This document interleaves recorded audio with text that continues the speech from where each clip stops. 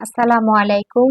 আবারও আপনাদেরকে জানাচ্ছি নূর হোমিও ক্লিনিকের পক্ষ থেকে আন্তরিক প্রীতি এবং শুভেচ্ছা।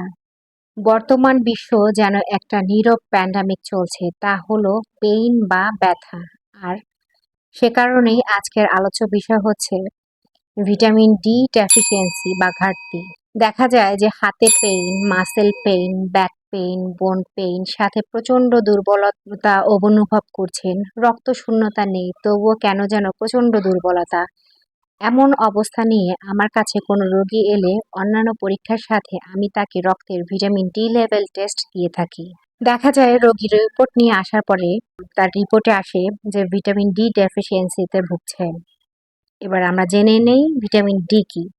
সূর্যের আলো থেকে আমরা ভিটামিন ডি পেয়ে থাকি। ভিটামিন ডি হলো এক ধরনের স্টেরয়েড হরমোন, প্রোটিন তৈরিতে গুরুত্বপূর্ণ ভূমিকা পালন করে থাকে।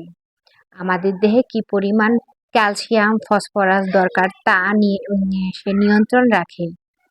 ভিটামিন ডি আমাদের মাংসপেশি, হাড় ও দাঁতের সুরক্ষার জন্য গুরুত্বপূর্ণ উপাদান।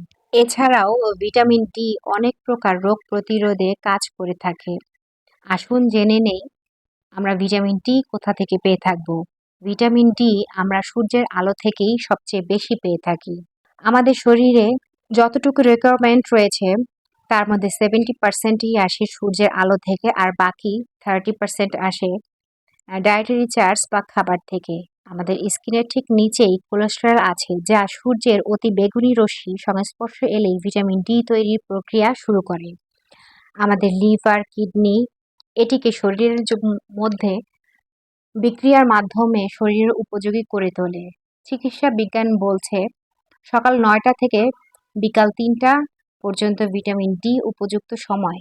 তবে অতি বেগুনি রশ্মি শরীরের জন্য ক্ষতিকারক। সূর্যের আলোর বাইরে খুব কম পরিমাণে খাবারের মধ্যে ভিটামিন ডি রয়েছে।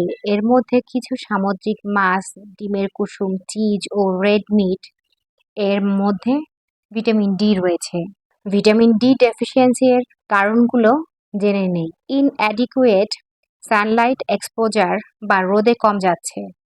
আমরা যারা শহরে বসবাস করি তারা সূর্যের সংস্পর্শে যাই না বললেই চলে, কারণ আমরা সবসময় ছায়া বা শেডের মধ্যেই বসবাস করি বা কোথাও গেলেও সেই শেডের মধ্যেই প্রবেশ করে যাই, যার ফলে ভিটামিন ডি ডেফিসিয়েন্সি হচ্ছে। এর কারণেই আমরা সূর্যের আলোকে বলে থাকি সানশাইন ভিটামিন। ভিটামিন ডি ডেফিসিয়েন্স থেকে কি হতে পারে? ভিটামিন ডি এর ঘাটতি হলে নানা রকম রোগের উৎপত্তি হতে পারে, যেমন ডায়াবেটিস, হাইপারটেনশন, অ্যাজমা। ছোট ছোট বাচ্চাদের ক্ষেত্রে দেখা যায় সিভিয়ার অ্যাজমা দেখা যায়। বিভিন্ন ধরনের ক্যান্সার, বিশেষ করে মেয়েদের ক্ষেত্রে ব্রেস্ট ক্যান্সার, প্রোস্টেট ক্যান্সার।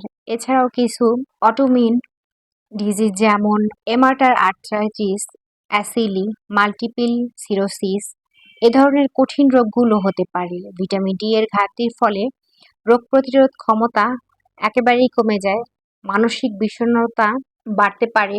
এছাড়াও আশ্চর্যজনকভাবে ওজন বৃদ্ধি বা হ্রাস হতে পারে ভিটামিন ডি এর অভাবে। ভিটামিন ডি অভাবটা আমরা কোন পরীক্ষার মাধ্যমে জেনে নিতে পারি? একটা সাধারণ রক্ত পরীক্ষার মাধ্যমেই আমরা ভিটামিন ডি এর ঘাটতি হচ্ছে কিনা সে সম্পর্কে আমরা জেনে নিতে পারি। রক্তে যদি 75 ন্যানোমোলস এর বেশি থাকে তাহলে আমরা সন্তোষজনক, আর এর কম হলে ডেফিসিয়েন্সি ধরে থাকি। ভিটামিন ডি ডেফিসিয়েন্সি হলে না জেনে বুঝে ভিটামিন ডি এর ওষুধ খাওয়া যাবে না। কোনো বিশেষজ্ঞ চিকিৎসকের পরামর্শে উপযুক্ত চিকিৎসা নিতে হবে, তা না হলে যে কোনো সময় বড় ধরনের সমস্যার সম্মুখীন হতে হতে পারে। তাই শরীরে যে কোনো ব্যথা বা দুর্বলতাকে ছোট করে দেখা যাবে না। আর একটা কথা মনে রাখতে হবে, তাহলে শরীরকে সুস্থ রাখার জন্য সূর্যের আলোর রশ্মির মধ্যে আমাদের শরীরকে অবশ্যই আনতে হবে। খোদা হাফেজ।